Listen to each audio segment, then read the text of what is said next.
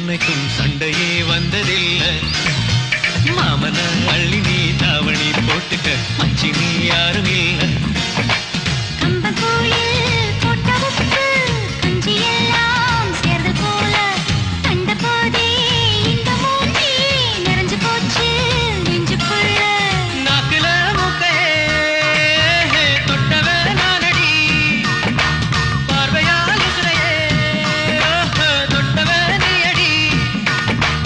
Twenty minutes later.